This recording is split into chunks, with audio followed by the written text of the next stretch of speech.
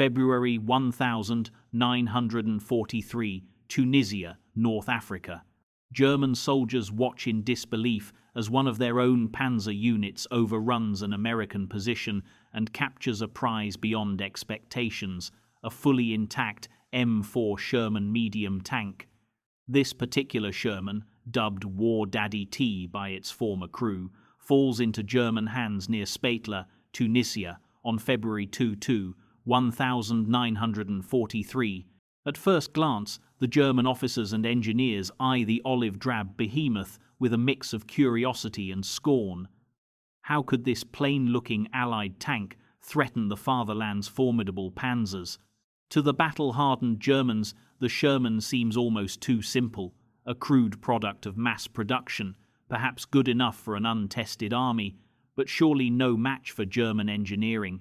With orders to ship the captured vehicle back to Germany for analysis, they expect to expose its weaknesses in short order.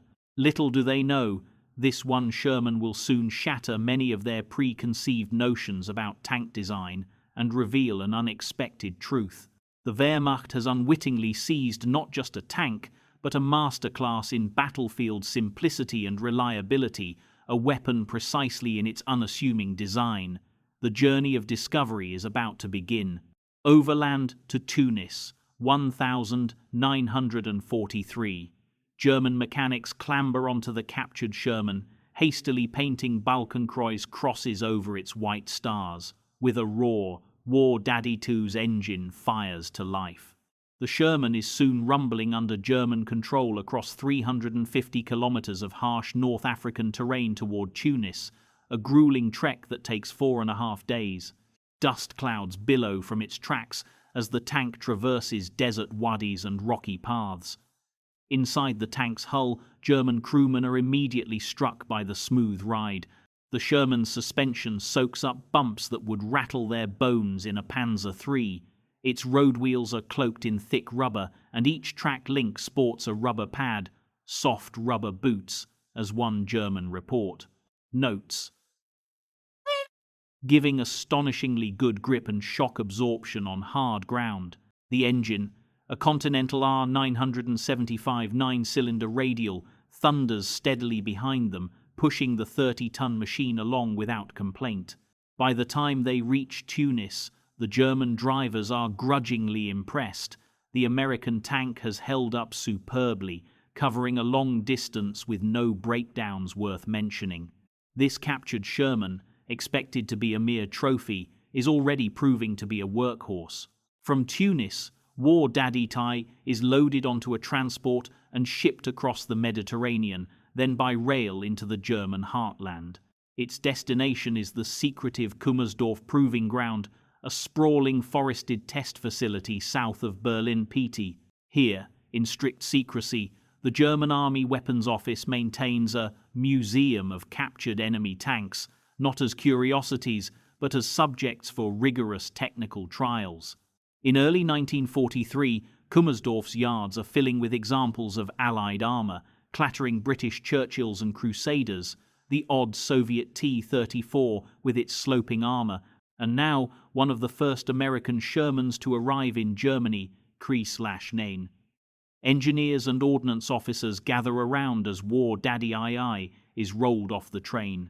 They immediately stencil measurements across its hull, armour thickness figures in white paint, slope angles marked on the turret mantlet. Every aspect of this new enemy tank is to be tested and scrutinized. The atmosphere is one of technical curiosity and quiet skepticism. Many German experts still believe that American tanks, much like American cars, prioritize comfort and quantity over true battlefield quality. As one German newspaper had brazenly mused just months before, the Sherman seemed the fulfillment of the almost arrogant requirements of the North American automobile industry as regards speed, smooth riding, and streamlined contour. It is a machine, they suspect, built for mass production and ease of use in civilized terrain, not for out-dueling German panzers. Now, at Kummersdorf, it's time to see if those suspicions hold true. First impressions. The Sherman's appearance immediately intrigues its captors. Unlike the angular German tanks, the Sherman's hull front is curved and rolled, and the turret is a single great cast dome, a turtle-shaped, rounded form that one German report actually praises as quite a praiseworthy product of the North American steel industry. German engineers run their hands over the cast steel turret, noting its seamless shape. Casting such large armored components is something German industry rarely attempted. Their own designs use labor-intensive welded plates. Here on the Sherman, they see industrial efficiency. Complex shapes made in one piece, saving on assembly time. The armor, though not exceptionally thick, is intelligently sloped in many areas. German testers measure the glacis front hull and note the angle. The slope effectively increases the armor's strength against incoming shot. Clever, they concede. Even the tracks get attention. Each link is equipped with replaceable rubber pads. This feature baffles some of the visiting officers. Rubber-padded tracks offer a quieter ride on roads and spare the suspension from excessive wear, ideal for long drives on solid ground. It dawns on the Germans that the Sherman is designed with logistical longevity in mind. The Americans clearly expected their tanks to drive long and far, an approach very different from the German focus on superior performance in shorter, decisive engagements. As mechanics open the Sherman's engine deck, more surprises come. They are greeted by a radial aircraft engine adapted for tank use, a Continental R975 gasoline engine, cylinders arranged in a neat circle. To German eyes, accustomed to long inline engines like the Maybach the 512S, the Sherman's compact power plant is unusual. Yet they cannot argue with its output, about 400 horsepower in a relatively small package. In test runs at Kummersdorf, the Sherman's engine proves hearty and highly responsive. It starts up reliably each morning with a whir of the starter, often on the first attempt. The German engineers make note, even in the chilly German spring, the American engine does not require excessive coaxes or preheating rituals. By contrast, they recall how their own Panthers and Tigers often demand long minutes of warming up and delicate tuning, and even then risk engine seizures or fires. Here is an engine that just works. One test driver remarks with a hint of admiration that the Sherman's motor runs smooth as a sewing machine. Perhaps that's anecdotal, but it captures the sentiment. This American tank feels more like a well-tuned farm tractor or a commercial truck, simple to operate and steadfast, rather than a temperamental war machine. The transmission, a hidden gem. If the Sherman's engine impresses with its reliability, the next discovery leaves the German technicians positively astonished. They delve into the transmission housing at the Sherman's front hull and uncover a piece of engineering ahead of its time. The Sherman boasts a synchromesh gearbox, a feature borrowed straight from the American automotive industry. Unlike most German tanks, whose gearboxes demand skillful double clutching and often brute force to shift, the Sherman's gears mesh smoothly. Test drivers at Kummersdorf find that even an inexperienced driver can shift the Sherman's 5-speed transmission with relative ease. No teeth-crunching metal noises, no wrestling with the lever. It shifts almost like a commercial truck. It also had a synchromesh gearbox that made it much easier to drive than other tanks, one later report noted with appreciation. Beyond that, the Germans are intrigued by the herringbone gears inside, diagonal-cut gear teeth that distribute forces evenly and run quieter than straight-cut gears. Such refinement is rarely seen in wartime tanks. For all the initial thoughts of the Sherman being crude, its drivetrain is in fact more refined in some ways than their own. German reports quietly acknowledge that the Americans, drawing on their vast auto industry, have achieved a robust and advanced transmission for the Sherman Panzer. This robust drivetrain is no theory, it's showing its value in real time. During trials, the Sherman is driven hard, rapid accelerations, sharp turns, abrupt stops. The transmission takes the abuse and asks for more. with none of the catastrophic gear failures that sometimes plague overstressed Panthers. A pattern is emerging. The Sherman is built not for edge case performance, but for dependable operation day after day. On the test course, the Sherman kicks up dust as it races along a 1-kilometer track. German observers in their field grey uniforms stand with clipboards, timing its laps. The Sherman's top speed of around 25-30 miles per hour, 40-48 kilometers per hour, is modest but respectable. More importantly, the tank handles well. Its suspension, vertical volute spring units bogeyed on each side, keeps the ride stable over bumps. As it bounces over a series of craters and embankments set up for trials, the Sherman remains controllable. The driver's teeth aren't chattering, and the commander in the turret can actually keep his binoculars on target. German engineers note this smooth riding quality. In fact, one contemporary German article had grudgingly admired the Sherman's speed and smooth riding as an American priority. Here at Kummersdorf, that abstract praise becomes reality. The Sherman gives a relatively comfortable ride for its crew. In the Spartan world of World War II tanks, that comfort translates to combat endurance. A crew that isn't utterly exhausted or rattled after a 2-hour drive can fight more effectively. The Kummersdorf testers, many of them tank veterans, recognize the value in this. Comfort was never a design goal of our Panthers, one might think, but the Americans consider crew fatigue. It's a different philosophy, one that values the human element and the long haul. Crew ergonomics and quality of life. Opening the Sherman's hatches, German officers peer inside the turret and hull. The interior smells of oil and a faint odor of gasoline and paint, the scent of a well-used machine. They are immediately struck by the spaciousness for a medium tank. The Sherman's hull interior is not luxurious, but compared to a Panzer IV or the claustrophobic Tiger I, it feels less cramped. There is storage for crew gear and ammunition in sensible places. The seats, actual padded seats, are provided for the driver and co-driver, something not all German tanks bothered with. Every crew position has a periscope or viewing prism. The commander has an all-round vision cupola with periscopes. Even the loader has a rotating periscope on later models. To a German tanker used to narrow vision slits and limited viewing from inside, the Sherman's all-around periscopes are a revelation. It means better situational awareness without exposing oneself to sniper fire. The evaluators note these quality-of-life features with some amazement. Details, many small but significant, show that the Sherman's designers cared about crew efficiency and comfort. There are lights inside for night work, and the interior wiring and fittings appear to be standardized and neatly laid out.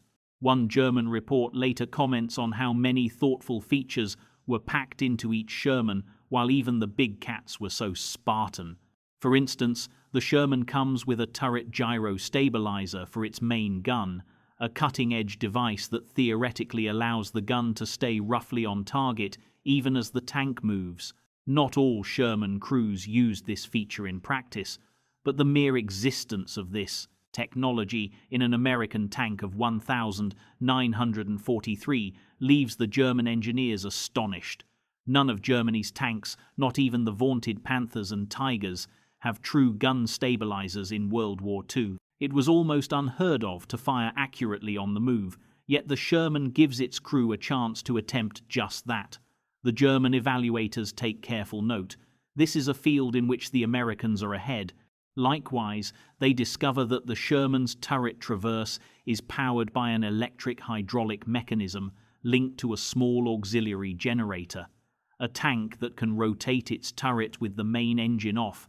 Indeed, with the Sherman parked in a defensive hull-down position, the crew can shut down the noisy main engine and still traverse the turret electrically, thanks to an auxiliary power unit. This allows a Sherman to lie in ambush silently or simply save fuel while maintaining full combat readiness. German officers exchange glances at this feature, Their own tanks usually rely on running the main engine to power the hydraulics for turret traverse, meaning noise and fuel consumption even when idle.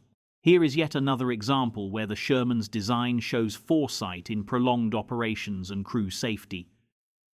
Throughout the afternoon, German specialists crawl over every inch of the Sherman.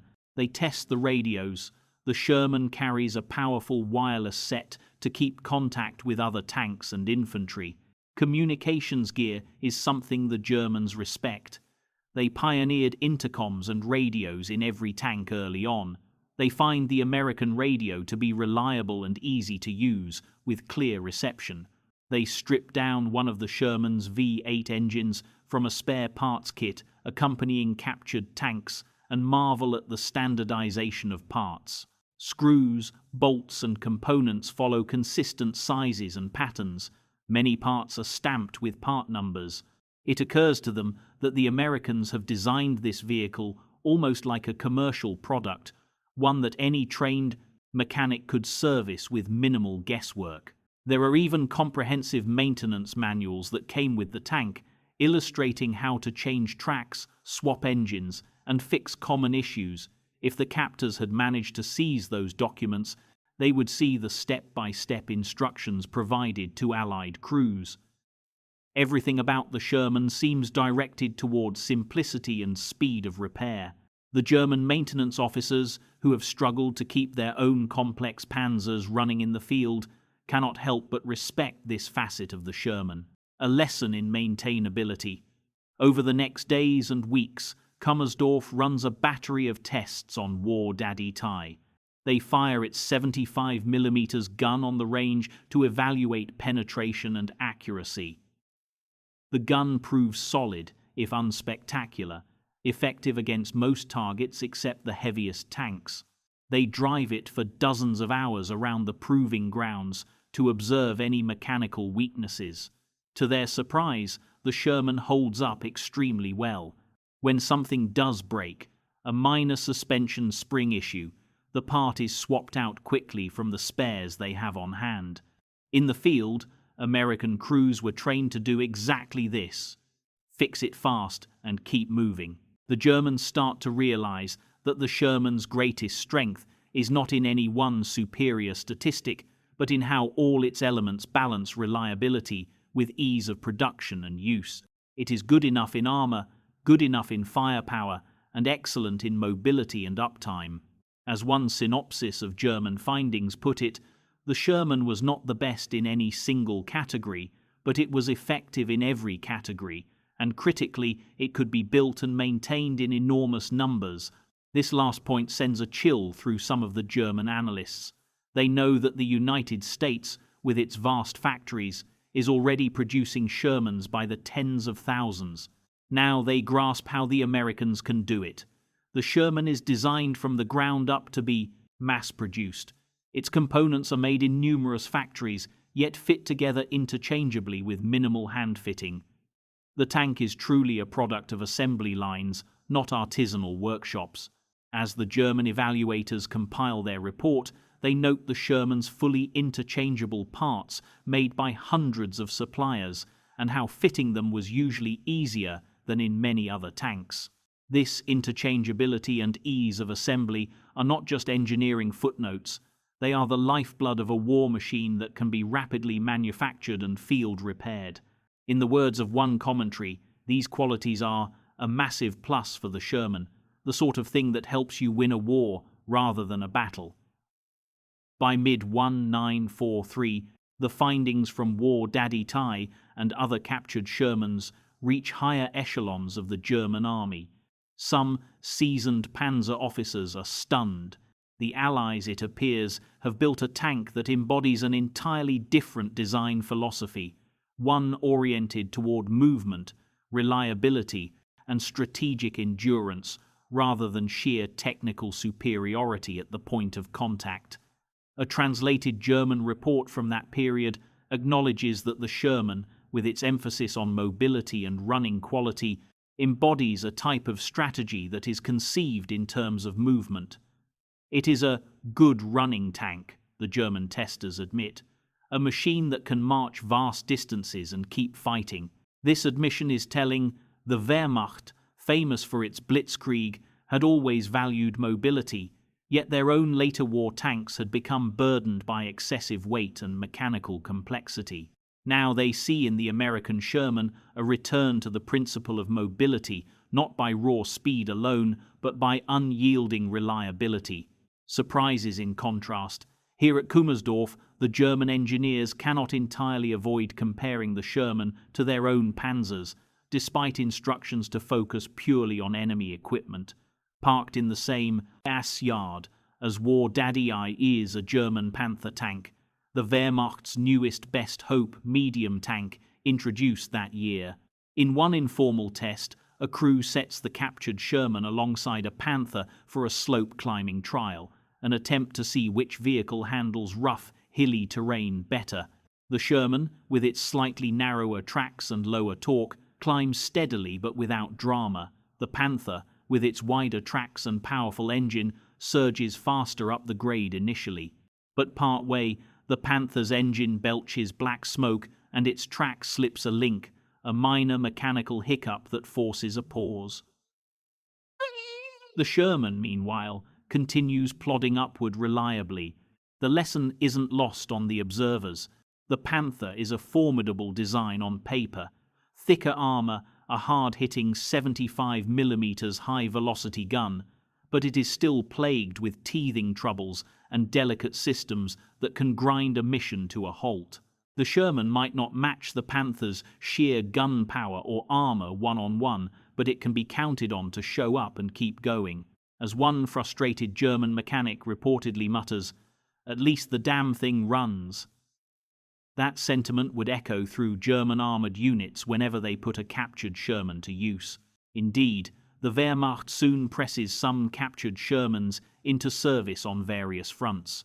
The Kummersdorf tests have shown the Sherman to be mechanically dependable, a trait desperately needed as Germany's own tank losses mount and spare parts grow scarce. Unlike captured Soviet T-34 seconds, which Germans often modified or rearmed, the Shermans are generally used with minimal modification, a testament to their solid all-around design. German crews who receive a Sherman, often repainting it and marking it with iron crosses, find that it can operate for long periods with relatively low maintenance. In fact, German units at times convert Sherman hulls into makeshift armored recovery vehicles, removing the turret to tow broken tanks.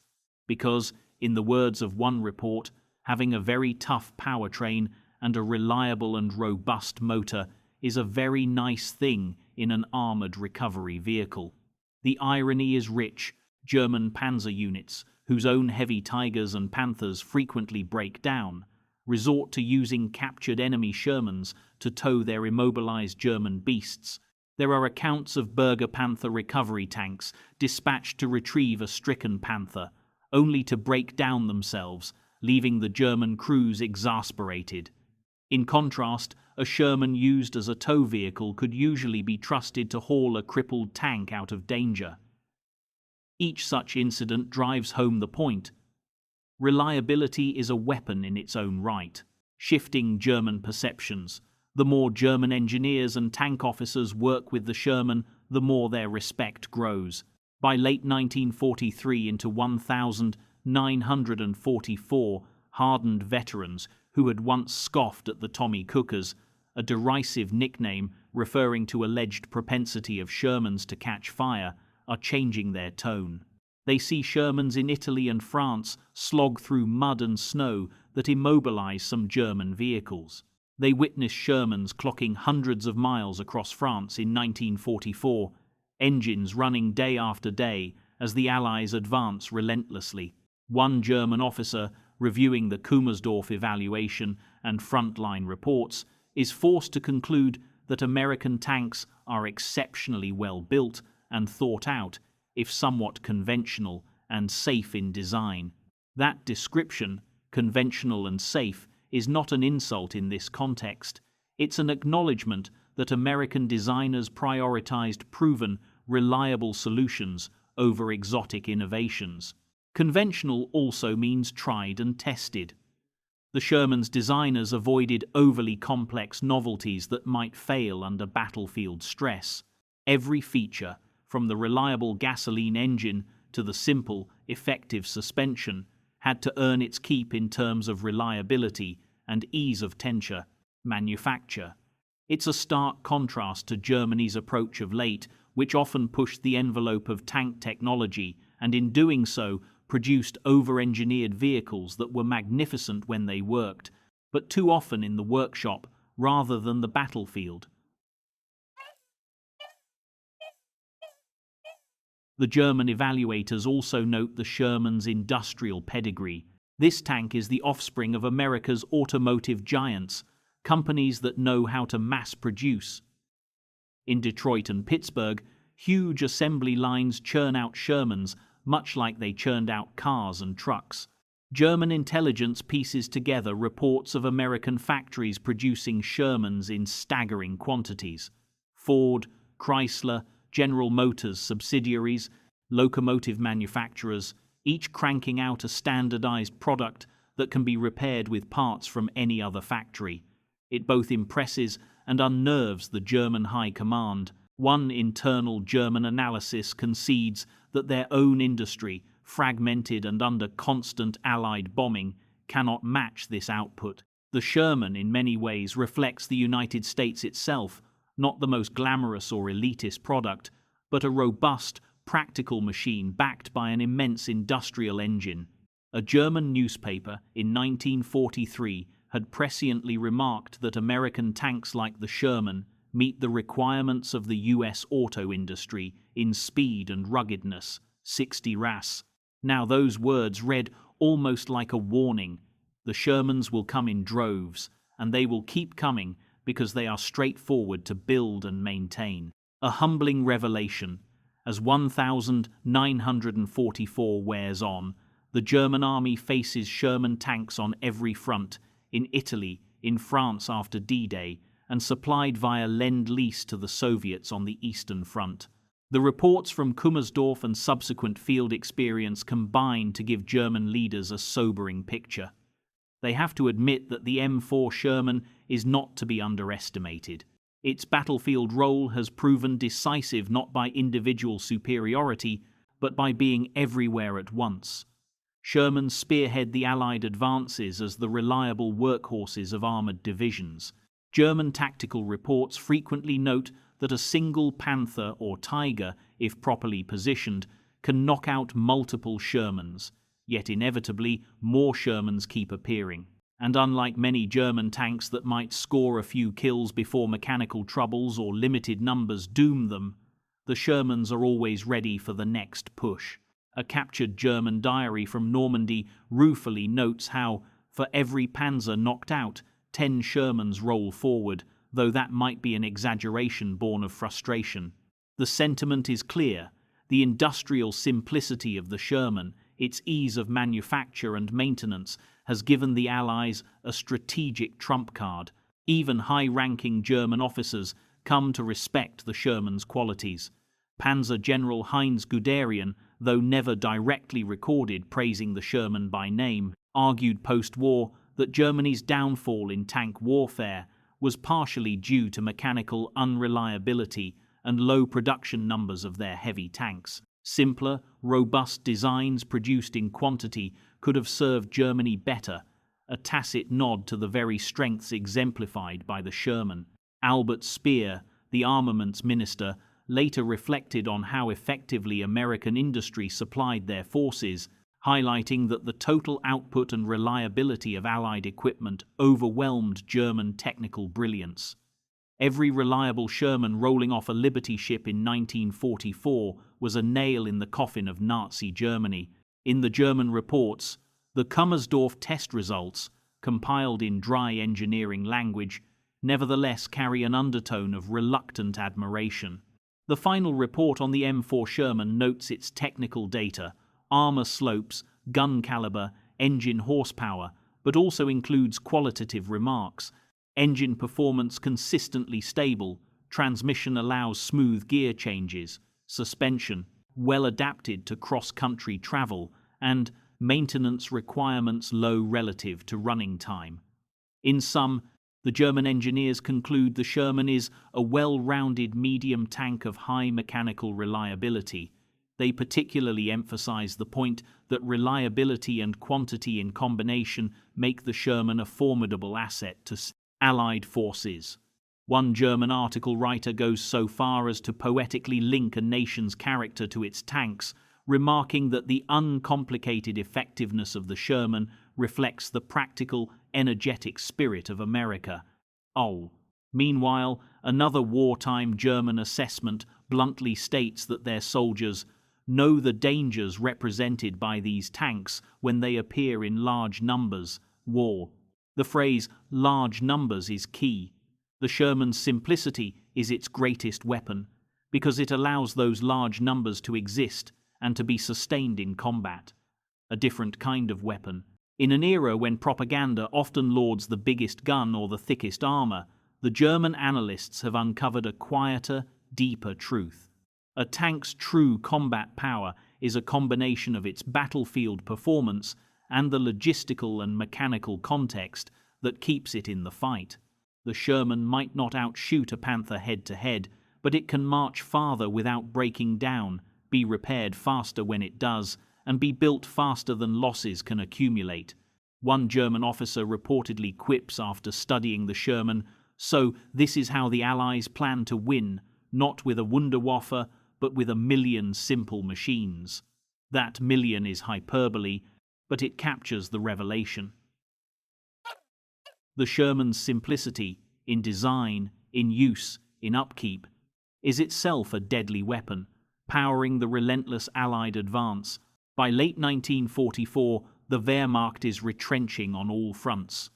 In the Ardennes forests during the Battle of the Bulge, a desperate German offensive briefly recaptures some ground. Among the ad hoc units thrown into this fight is Panzer Brigade 150, which even uses a few captured Shermans masquerading as American tanks in deception operations. It's a small footnote in the war, but symbolic. German troops trying to use the enemy's reliable tools against them. The gambit yields only fleeting success. When that winter counteroffensive fails, Germany's fate is sealed. As Allied columns push into the Reich in 1945, Shermans are at the forefront, grinding ever onward, their engines seemingly never at rest. Reflection at war's end. In the final weeks in Europe, a weary German staff officer revisits the Kummersdorf reports. Allied tanks are now rumbling over German soil. The skies hum with Allied fighter bombers. The grand visions of German supertanks have proven too heavy, too fuel-hungry, too few. The officer flips to the section on the M4 Sherman and reads once more about its dependable engine and easy maintenance. He underlines a line noting the Sherman's advantage for its operators was its reliability, especially whereas our own tanks were often difficult to keep operational. One could imagine him setting down the report with a resigned sigh at the irony. The inferior tank turned out to excel in the one measure that truly counted in a prolonged war. It stayed in the fight. As the war ends, captured War Daddy Tai itself, the veteran of Kummersdorf, sits quietly in a yard, its fate uncertain. It would eventually be found by Allied forces, a trophy of a trophy, symbolizing the full circle of the conflict. The lessons it taught, however, were clear to those who examined it. German engineers had learned, through that Sherman and others, that elegant simplicity can beat sophisticated complexity. A tank design that is logical, rugged, and repetitive, one that any factory can churn out and any crew can operate, can dominate a war of attrition. The Sherman was exactly that kind of design. Epilogue, the story of German. Engineers capturing a Sherman and discovering its secret is more than a technical tale. It's a cautionary fable in military history. The men at Kummersdorf set out to dissect an enemy tank, likely hoping to find evidence of Allied inferiority. Instead, they found themselves admiring a different approach to armored warfare. The Sherman taught them that a tank's greatness isn't only measured by armor, thickness, or gun caliber, but also by less glamorous traits: reliability, ease of use, and strategic availability. In a sense, the Sherman turned the Germans' own blitzkrieg philosophy against them. It emphasized speed and movement, not as burst of lightning, but as a steady, unyielding thunder of an army that keeps rolling day after day. As a German newspaper had noted, the Sherman represented the climax of enemy tank development up to that point. Facing it, the Germans realized they were up against an opponent who valued practical engineering over mystique. In the end, the captured Sherman's greatest lesson to its captors was a humble one. Sometimes simplicity is the ultimate sophistication. A tank that is simpler to build, simpler to maintain, and simpler to crew can outlast and outperform a fancier one that isn't. The M4 Sherman embodied that principle on every level, a straightforward mechanical heart that would reliably carry its crew into battle and back out again, over and over. This was the Sherman's true secret weapon. As the German engineers at Kummersdorf discovered to their surprise, the true power of the American Sherman was not in any one intimidating feature, but in its very simplicity. It was a tank that traded extremes for balance and dependability, and in doing so, became one of the most effective and feared tools of the Allied arsenal.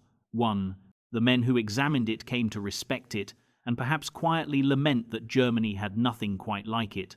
The Sherman rolled into battle with the mantra that good, enough, available in large numbers, and always working beats perfect but scarce and fickle. In the grand narrative of World War II, that reliability and simplicity helped seal the defeat of Nazi Germany. The German engineers captured a Sherman and realized its simplicity was indeed its greatest weapon, one that Germany could not counter in the end.